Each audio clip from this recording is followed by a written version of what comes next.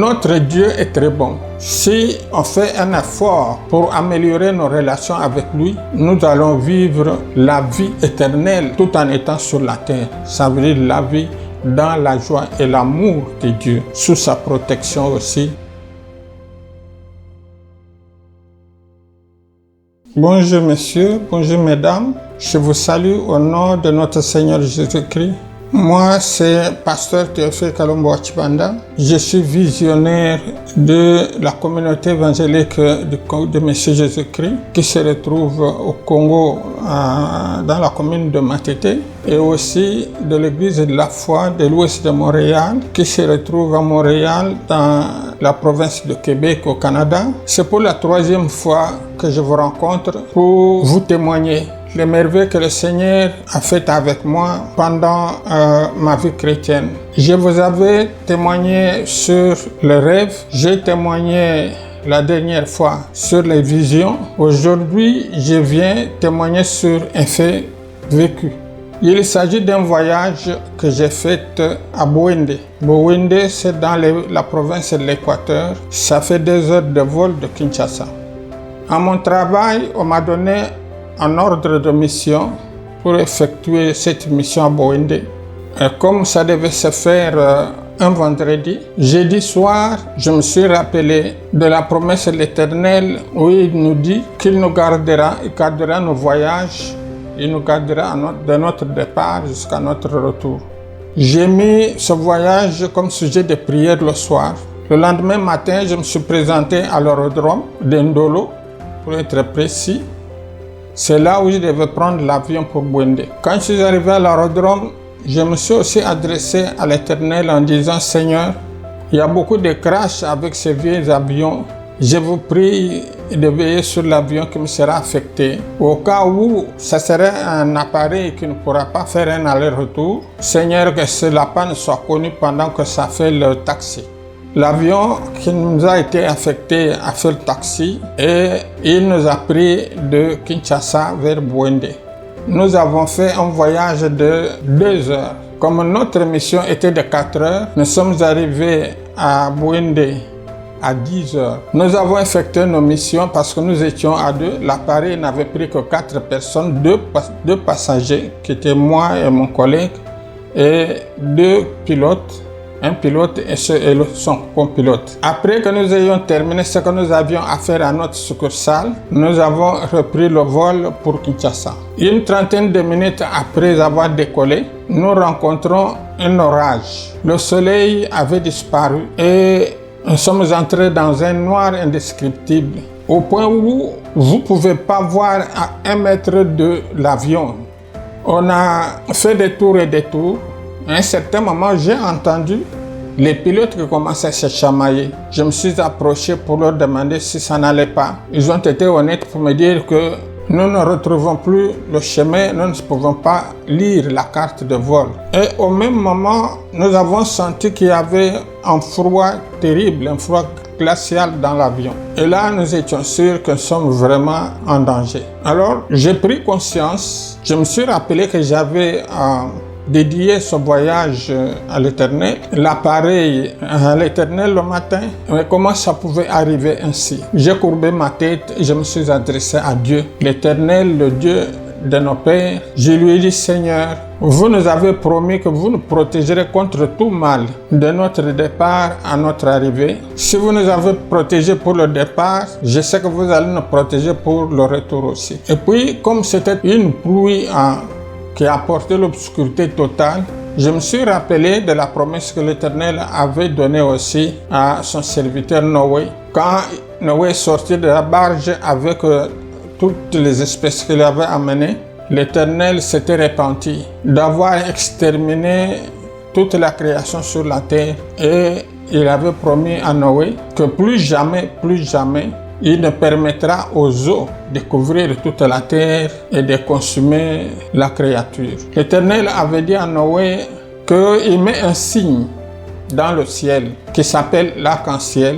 Ce signe le rappellera chaque fois qu'il y a tentative de l'ouragan, de pluie qui doit durer pluie qui apporte beaucoup d'eau sur la terre, il se rappellera de cette alliance. Il a dit à Noé que je fais cette alliance avec vous, avec vos enfants et avec toute la progéniture jusqu'à la fin du temps. Alors j'ai rappelé l'Éternel que moi aussi, nous aussi qui sommes ici, dans cet appareil, nous sommes de la progéniture de Noé. Mais est-ce que ces paroles que vous avez prononcées lorsque vous avez signé votre alliance avec votre serviteur, ne sont-elles pas de vous? N'est-ce pas vous qui dites que vous n'êtes pas un fils d'homme pour mentir? Alors Seigneur, si vous n'avez pas décidé que nos os restent dans la forêt équatoriale, que nos chairs soient dévorées par des animaux, faites en sorte que nous puissions rentrer dans nos familles. Quand j'ai terminé ma prière, l'idée m'est arrivée de regarder à travers les fenêtres de l'avion. Et quand je regardais dans le noir de l'orage, j'ai vu l'arc-en-ciel. J'ai vu l'arc-en-ciel sous la forme d'une latte. J'ai compté 7 couleurs. Alors j'ai réveillé mon collègue qui était avec moi, qui s'était caché derrière la chaise parce qu'il avait trop froid. Je lui ai posé la question s'il avait déjà vu Jésus. Il m'a dit non, est-ce que Jésus on le voit maintenant? Je n'ai jamais vu et personne n'a jamais vu Jésus pendant le XXe siècle. Je lui ai dit écoutez, moi je viens de voir Jésus. Regardez à travers la fenêtre de ce côté. Il a pris son courage, il a regardé à travers la fenêtre. Il a dit oui, je vois l'arc-en-ciel. On a dit ah, vous avez bien vu. Comptez les couleurs. Il en a compté 5. On a dit peu importe le nombre, ça s'appelle la réponse qui vient de la part du Seigneur Jésus. Nous sommes sauvés. Et il est rentré dans sa chaise. Quelque temps après, le ciel s'est fendu en deux. À gauche, c'était très clair. À droite, c'était trop noir. Alors là, j'ai entendu les pilotes applaudir. Alors je me suis approché, je leur ai demandé pourquoi ils applaudissaient. Ils ont dit, mais nous sommes sauvés. Parce que tout le temps que nous avons fait, nous étions perdus dans la forêt équatoriale. Maintenant, nous allons virer vers le côté qui est clair. Et nous pensons que nous allons retrouver notre plan de vol. Et en suivant le plan de vol, nous allons rentrer à Kinshasa. Ils ont viré l'avion, ils ont cherché, retrouvé leur plan de vol et nous ont ramenés à Kinshasa.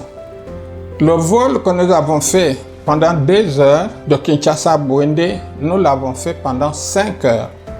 Ça veut dire que nous étions égarés, perdus pendant 3 heures au-dessus de la forêt équatoriale et dans le noir. On ne savait plus où on allait. Bien aimé, c'est sensationnel. J'ai appelé ça miracle parce que la mort était prête.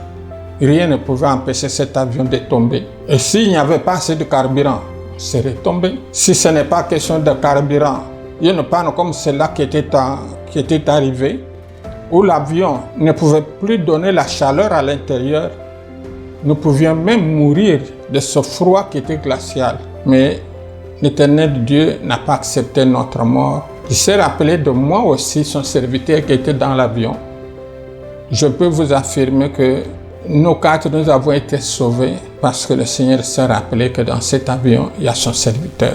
Parce que la Bible nous dit pour une seule personne, Dieu peut sauver des multitudes. Moi, dans ma foi, étant donné que j'avais confié le vol à l'Éternel, j'avais confié l'appareil à l'Éternel, je ne voyais pas pourquoi Dieu ne pouvait pas tenir compte de ma présence à cet avion. Voilà, c'est question de reprendre conscience. Notre Dieu est très bon. Si on fait un effort pour améliorer nos relations avec lui, nous allons vivre la quiétude sur cette terre. Nous allons vivre la vie éternelle tout en étant sur la terre. Ça veut dire la vie dans la joie et l'amour de Dieu. Sous sa protection aussi, l'espoir pourra nous être permis. Voilà ce que j'avais à vous raconter, bien aimé, sur ce voyage de Bouendé qui m'a laissé des souvenirs de mes bonnes relations avec l'Éternel.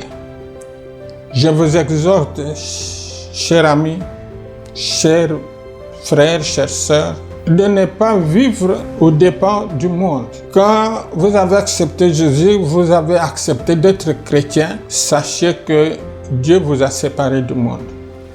Et si vous êtes chrétien et que vous êtes encore dans le monde, c'est difficile que Dieu s'occupe de vous, de votre être, de votre bien et surtout de votre salut.